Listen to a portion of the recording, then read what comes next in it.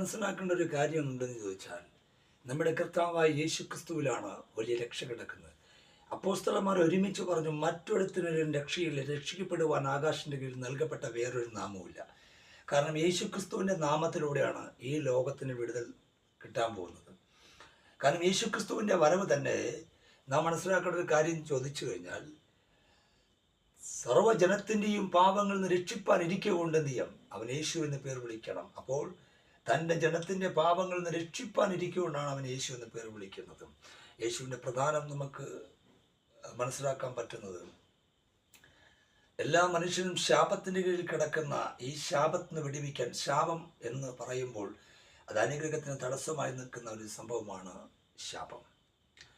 എന്നാൽ ആ ശാപത്തിന് വിടിവിപ്പാൻ ഒരു വ്യക്തിക്കും കഴിയത്തില്ല.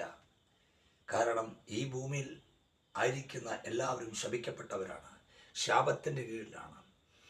ആമേൻ. അതുകൊണ്ട് കർത്താവായ യേശു ക്രിസ്തു ഈ ഭൂമിയിലേക്ക് ഇറങ്ങി വരുവാനുള്ള ദൈവത്തിൻ്റെ പദ്ധതി എന്ന് പറയുന്നത് പ്രവചനമാണ്. വിശുദ്ധ ബൈബിളിൽ പ്രവാചകന്മാർ കർത്താവിനെക്കുറിച്ച് പ്രവചിച്ചിരിക്കുന്ന പ്രവചനം നിവൃത്തിയാകാൻ വേണ്ടിയിട്ടാണ് നമ്മുടെ കർത്താവായ യേശു ക്രിസ്തു എന്ത് ചെയ്തു? ഈ ലോകത്തിലേക്ക് വന്നത്. ഒന്ന്, യേശു ക്രിസ്തു വന്നതിൻ്റെ ഒരു ഉദ്ദേശം ഒരു കൈമാറ്റത്തിന് വേണ്ടിയിട്ടാണ്.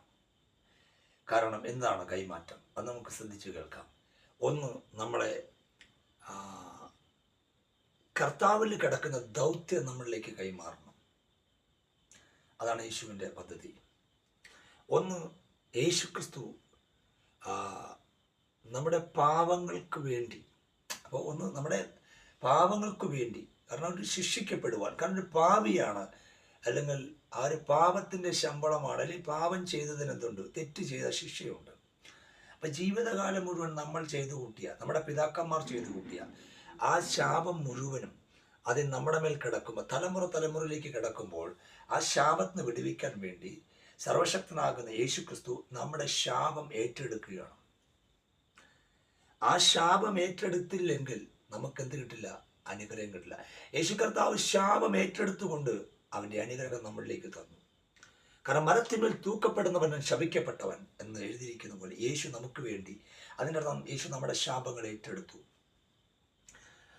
യേശു നമ്മുടെ പാപങ്ങൾ ഏറ്റെടുത്തു. എന്നിട്ട് എന്ത് ചെയ്യുന്നു? കർത്താവിൻ്റെ നീതി നമുക്ക് തന്നു. അതിനർത്ഥം യേശുവിനെ കൈക്കൊണ്ട് അവൻ്റെ നാമത്തെ വിശ്വസിക്കുന്ന ഏവർക്കും ദൈവമക്കളാണ് അവകാശം കൊടുത്തു.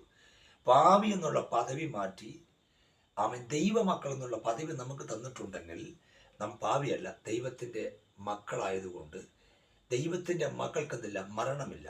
കാരണം നമ്മുടെ കർത്താവായ യേശു ക്രിസ്തു